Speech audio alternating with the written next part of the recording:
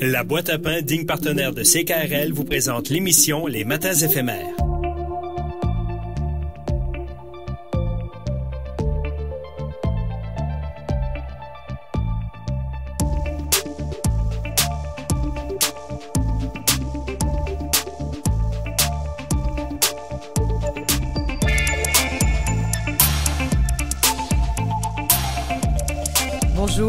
Bonjour à tous. Bon, voilà, je vais baisser un peu mon thème pour vous dire bonjour. Mercredi, aujourd'hui, 7 février. Une autre belle journée. On les additionne comme ça. On les emmagasine. C'est rare, un mois de janvier, mois de février, doux comme ça. Remarquez que ce n'est que partie remise pour le froid parce que dès la semaine prochaine, là, les températures seront un peu plus froides. Mais pour l'heure, il fait pas trop froid. En tout cas, on aura des belles... C'est frais ce matin, là, mais c'est moins 4 au thermomètre aujourd'hui. On a une belle émission à vous proposer aussi. On va parler de... Georges Goma sera là et devinez quoi? Si on parle de l'Afrique, qu'est-ce qui est dans l'actualité? C'est la situation chaude au Sénégal, la démocratie qui, depuis 1960, avait jamais été remise en question. Puis là, un président qui, encore une fois, veut s'accrocher au pouvoir. J'ai Raymond qui fait on comprend pas ça. C'est une malédiction, il n'y a pas à dire. C'est dans l'air du temps. Oui, ça va être très intéressant avec Georges, là, justement, d'en parler, parce que la démocratie, c'est toujours quelque chose de fragile. C'est même une leçon pour des démocraties plus vieilles comme les nôtres. Mais on grince des dents un peu parce que le Sénégal, c'était un des pays solidement démocratiques en Afrique. Et puis là, Macky Sall qui s'accroche là. Mais on parlait de Donald Trump en hors d'onde. Oui. Ben c'est ça, lui aussi menace une démocratie, une grande démocratie. Alors voilà.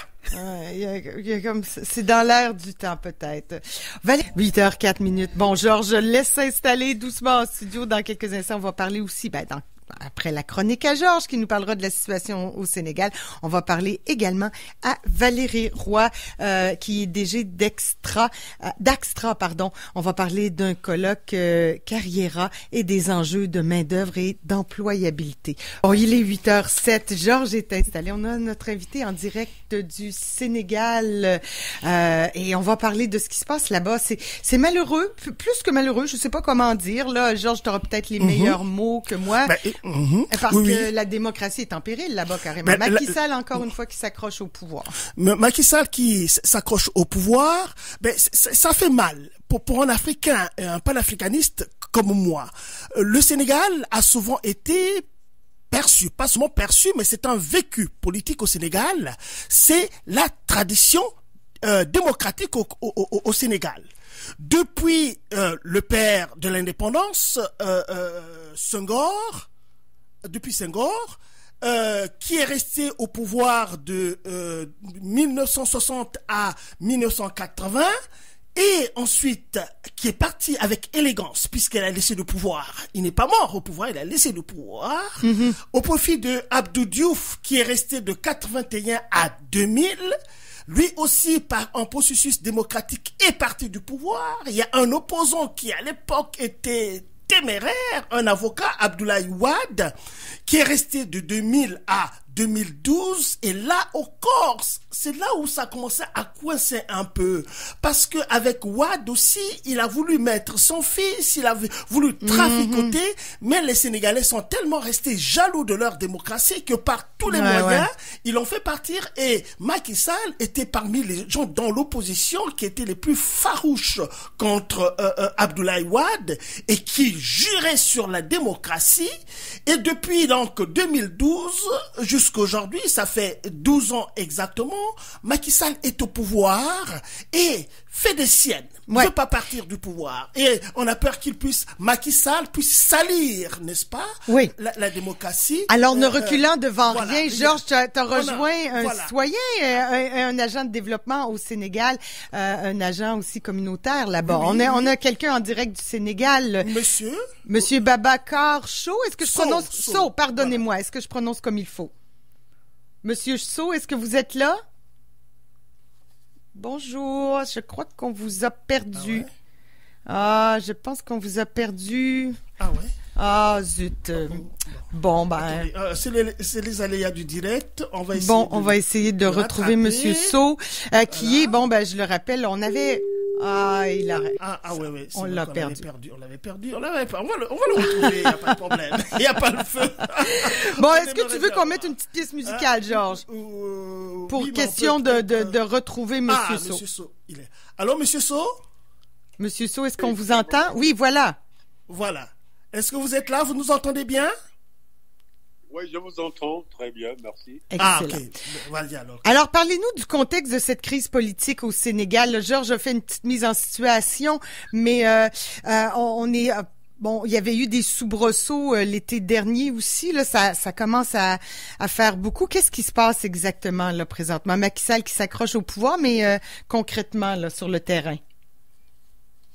En fait, c'est pas quelque chose de dramatique. Hein. Vous savez, enfin, au Sénégal, le Sénégal, c'est un pays que nous avons constitutionnellement construit.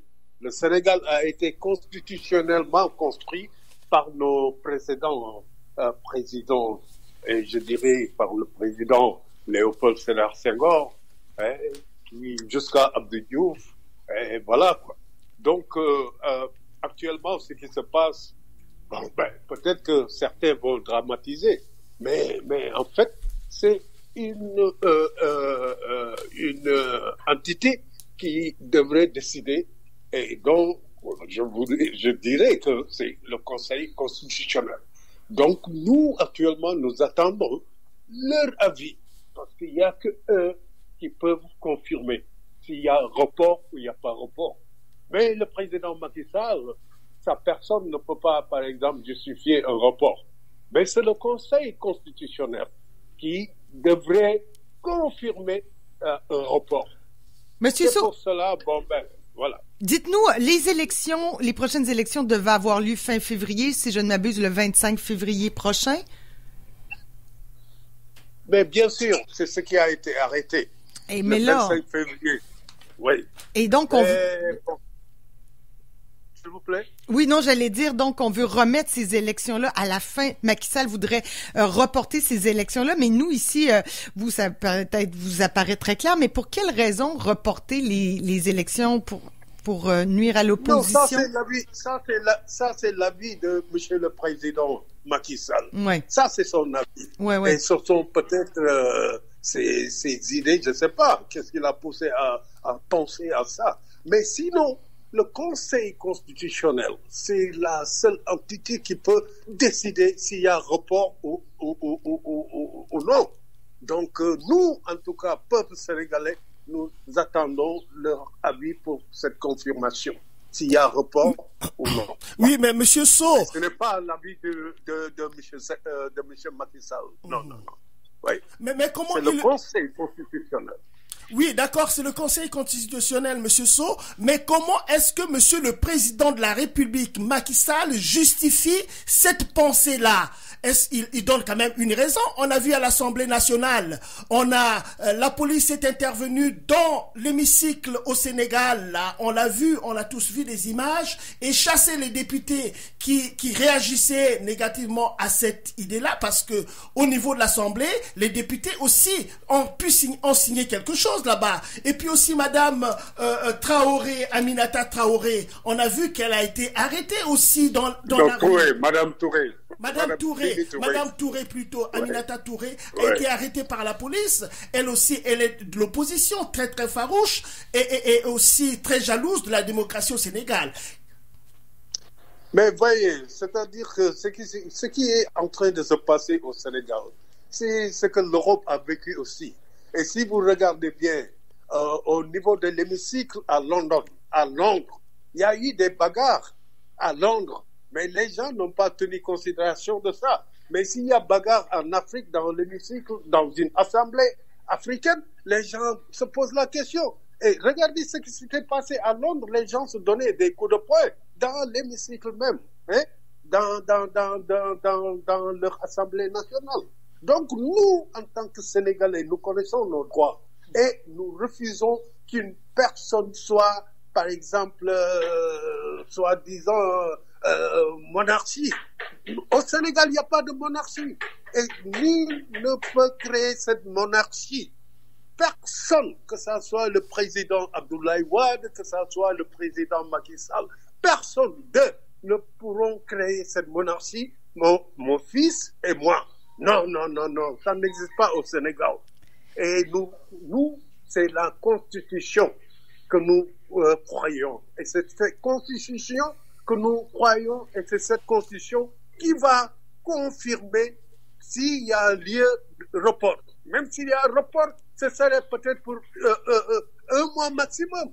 Parce que le Sénégal ne va pas attendre au mois d'avril pour ne pas avoir un président. Parce que monsieur le président termine son comment je peux dire, son mandat. Le président termine son mandat le 2 avril. Le 2 avril. Donc, au Sénégal, on ne peut pas rester comme ça sans avoir un gouvernement. Non. Nous refusons ça. Et c'est le peuple. Si vous voyez qu'il y a eu des interventions, il y a eu ceci, il y a eu cela, c'est parce que les gens ici au Sénégal ne se laissent pas faire. Exactement, mais vous parlez de se laisse pas faire. Alors ça implique qu'il faut entre guillemets se battre là. Il faut quand même descendre dans la rue. Ça implique quand même une mobilisation citoyenne. Exactement, parce que c'est ce que nous voulons et ce que nous avons démontré aussi à nos hommes politiques. Parce que en tout cas le Sénégal, c'est un pays de paix, c'est un pays de teranga comme on dit. Et nous tous nous croyons à ça. Que nous soyons à l'extérieur ou à l'intérieur, nous prônons pour la paix. Et encore que la paix, c'est en ouvrant sa bouche. Parce que si on avait fermé nos bouches, peut-être il y aurait cette monarchie que nous refusons. Voilà. Mais Monsieur Sow, vous parlez de la réaction. Il n'y a pas quelques années, ou peut-être quelques mois aussi, il y a eu la situation du charismatique Sonko, là aussi, qui est Ousmane Sonko, et qui est toujours en prison. Comment envisager une élection le 24 ou le 25 février et avoir un leader de l'opposition très charismatique et en prison? Comment est-ce que vous expliquez ça? Et on a entendu dire que la personne qui l'a remplacé Sonko dans son parti est également aux arrêts. Alors comment les Sénégalais peuvent laisser passer une chose comme ça? Non, M. Sonko, il a un projet. Et son projet, c'est... tout le monde est impliqué dans son projet. Même moi qui vous parle, je pourrais être président du projet de M. Sonko. C'est ça son objectif. C'est pas sa personne qui l'intéresse, mais c'est son projet qui l'intéresse. Donc, au Sénégal, tout un chacun peut diriger ce pays à partir du projet de M. Sonko. Qu'il soit en prison, que Sonko soit en prison, mais il y aura toujours des gens qui sont dehors, qui pourront, par exemple, diriger le projet de M. Sonko. Parce que c'est le développement, parce que c'est encore ce qui est important, la démocratie. Parce que nous, en Afrique, franchement, ce que nous avons oublié, c'est un peu cette démocratie-là. Que les gens vivent toujours aux dépens des gouvernants. Non, nous refusons. En tout cas, le Sénégal refuse ça. Mais oui, nous refusons. Le Sénégal qui est comme un modèle africain encore, là, qui se tient, jusqu'à présent, qui se tient debout encore et qui sert de modèle pour le reste de l'Afrique, entre autres. Il y a d'autres pays, mais Sénégal qui est un pilier encore. Non, attendez. Nous ne sommes pas un modèle. Nous sommes un pays comme tout un pays. Moi, je respecte tous les pays africains. Donc, ce que je suis en train de vous dire, tout un pays a ses bases et a ses croyances, etc., etc. Mais nous, ce que nous croyons, c'est toujours cette démocratie que nous croyons. Que ça soit appliqué, que ça ne soit pas appliqué, que nos gouvernants ne jouent pas le rôle, mais le peuple a cette conscience de cette démocratie pour l'Afrique, et particulièrement le Sénégal. Voilà. Et comment la France réagit, parce que la France est très présente en Afrique, on le sait. Est-ce qu'il y a eu des... écoutez, vous accusez la France. La France n'a rien à faire dans nos pays. Hein? C'est un État souverain au Sénégal. Ah ben, je suis d'accord, là, mais je pose la question. Hein? Franchement, les gens confondent des fois des choses, hein, parce qu'ils pensent que la France gouverne. Mais c'est... Monsieur Sanko, Monsieur Sow, mais soyons réalistes là. Hein? La France est un pays souverain, le Sénégal est un pays souverain, ça on le sait. Mais quand on rentre dans la géopolitique au sens strict du terme, vous n'allez pas dénier quand même l'influence de la France dans les pays africains. Vous n'allez pas dénier qu'il y a eu une crise au Sahel avec les 3 pays, le Niger, le Mali et le Burkina Faso. Vous n'allez pas nier que le Sénégal fait partie de la CEDEAO et que le Sénégal et la Côte d'Ivoire sont les pays pilotes là-dessus par rapport aux sanctions dans les pays sahéliens qui ont pris leur indépendance vis-à-vis de la France. Vous savez, M. Ngoma, notre mal au Sénégal, c'est que le Sénégal a été plus ou moins le pays pilote, le pays où la France a dirigé tous les autres pays africains francophones. Parce que vous savez que le Sénégal constituait leur base. C'était là où il y a eu la formation de tous ces intellectuels que vous avez dans la communauté francophone en Afrique. Ça, ils ont été formés ici au Sénégal. Hein? Et là, c'est une influence. Parce que même si vous regardez nos grands-pères, des fois même, ils ne se parlaient pas le Wolof, ils te parlent le français, parce que tellement qu'il y a eu cette influence, parce qu'ils sont à Rufisque, ils sont à Saint-Louis, ils sont à l'école William Ponty, tout ça. Donc, vous savez, le Sénégal a ce mal que les gens vont toujours croire que c'est une dominance française. Mais je vous assure que non. Parce qu'ici, quand même, c'est des gens qui savent prendre des responsabilités. Hein? Il y a des gens qui... Tant mieux, monsieur Sow, tant mieux. Oui. On va voir ce qui va arriver. Continuez.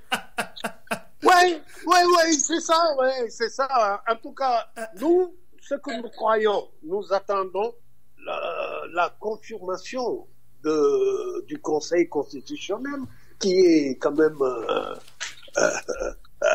le facteur plus important que l'idée de Michel Sall. Là, c'est sa pensée. S'il veut un report, ça n'engage que lui. Mais le peuple est là en train d'attendre la décision finale. Et décidément, pas juste attendre. Vous êtes prêt à vous battre pour votre démocratie, là. Vous êtes prêt à aller dans la rue, là. Oui. Nous nous battrons dans la paix. Mais j'ai une dernière question. Dans ce qui est écrit, c'est-à-dire les lois. C'est-à-dire nous allons utiliser ce que la justice, ce que la loi a dit. Oui, Monsieur Sow, on va aller vers la fin de l'émission. Malheureusement, ça passe vite. Avant la dernière question de Madame Stephenson. Alors, je voudrais savoir l'influence des chefs religieux, parce que le Sénégal aussi a ceci de particulier qu'au niveau local, il y a une forte influence des communautés religieuses, des chefs religieux, qui se prononcent à un moment ou à un autre aussi, qui sont des gardiens de la démocratie. Où est-ce qu'ils en sont? Quel est leur point de vue là-dessus? Non, franchement, ça, je ne peux pas même m'y mêler. Parce que eux, c'est leur pensée, c'est leur idéologie. Okay. Parce que c'est autre chose. Ils sont plus ou moins autonomes, indépendants. Et mais ils se prononcent quand même. Ils se prononcent quand même quand il y a des événements forts comme ça là dans le pays. Ils sont autonomes, d'accord, mais ils se prononcent de temps en temps quand même. Parfaitement, mais franchement, ça n'a moi, pas je n'ai aucune idée de leur OK. Alors, en terminant, on connaît un peu l'histoire des soulèvements et des présidents qui s'accrochent au pouvoir. De vous entendre, je me dis que ça sera pas possible au Sénégal, mais l'armée dans tout ça, est-ce qu'elle est du côté du président Macky Sall? Est-ce qu'il saura rallier l'armée, parce que c'est quand même le nerf de la guerre aussi, là? Oui, mais tu sais, ça c'est des idées que les gens peuvent avoir. Okay. Mais comme je dis encore, et j'insiste, que le Sénégalais a sa propre mentalité, que personne ne peut le détourner s'il ne veut pas le faire. Ça, c'est un don que le Sénégalais surveille chaque jour que je fais. Oui. Parce que, en fait, vous pouvez croire que, l'armée est avec, non. Parce que, quand même, c'est des intellectuels. Le militaire, tu fais l'école militaire, tu fais l'école britannique militaire, tu sors, tu as ton baccalauréat, et puis soit tu pars à maintenance, tu suis ta formation, ou ailleurs. Mais ils sont pas des soldats comme ça. Sont pas c'est des intellectuels. Donc, personne aussi ne peut leur guider de leur faire quelque chose. Mais toujours est-il qu'il y a certains corrompus partout même où on trouve ça. Monsieur Sow, c'était très encourageant de vous entendre. On a vraiment, c'était très encourageant de vous entendre sur la situation au Sénégal parce qu'on voit des images puis on comprend mieux maintenant ce qui se passe sur le terrain, l'énergie et la détermination des Sénégalais à garder leur belle démocratie. Et bon courage et bon. Déterminés à réagir dans la paix et dans les lois constitutionnelles. Monsieur Sow, nous répondons de Dakar au Sénégal, directement de Dakar au Sénégal, et merci beaucoup, Monsieur Sow. Merci de votre temps. C'était très généreux. Au revoir. Merci infiniment. Bon, en tout cas, à l'entendre, Georges, c'est très encourageant. Non, c'est encourageant. Circuler, il n'y a rien à dire. Bon, il faudrait une détermination comme ça partout en Afrique, là, des gens. Le Sénégal se laissera pas faire, ça se on passe le comprend ailleurs, bien, mais moi, j'ai quand même, on discutait, mais on connaît l'histoire, là, la démocratie marchait en paix, mais il y avait quand même eu quelques décès, là, quelques personnes mortes dans des manifestations au printemps. Monsieur Sow est très optimiste et il veut pas dramatiser les choses, on le voit très très très bien, et c'est une bonne attitude aussi, voilà. Et ce qui est bien, ce qu'il a dit, c'est que les Sénégalais resteront jaloux et les Sénégalaises resteront jaloux parce que les femmes au Sénégal, elles parlent. Ah oui. À l'Assemblée nationale, il faut les voir. Elles défendent, n'est-ce pas, leurs intérêts. Elles défendent, surtout Madame Touré, dont on a parlé là, Aminata Touré, qui a été ministre quand même une fois, mais elle est percutante. On l'a vu dernièrement, des images qui ont circulé sur les médias sociaux. Elle s'est fait arrêter dans la rue, comme ça là, par la police, par la gendarmerie, et puis voilà. On espère que tout ça va se tasser et que surtout Monsieur Macky Sall arrête de salir le Sénégal, parce que la tradition démocratique qu'on connaît du Sénégal, nous en tant qu'Africains, je sais que je suis du Congo-Brazzaville, quand on voit que la démocratie a cité en Afrique à travers les pays comme le Sénégal, et ce qui se passe ces derniers temps, depuis Wade aussi, parce que Monsieur Wade aussi à un moment a voulu faire des siennes, mais les Sénégalais l'ont fait comprendre que non, monsieur, circulez.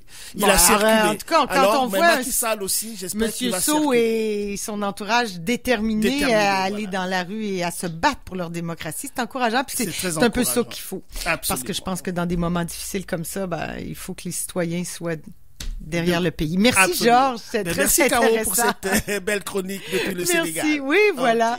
Bye bye. Restez là, on va parler on se reparle dans 2 semaines. On va parler dans quelques instants de l'autre côté de la pause à Valérie Roy. On va parler des enjeux de la main-d'œuvre et d'employabilité. À tout de suite. CKRL 89.1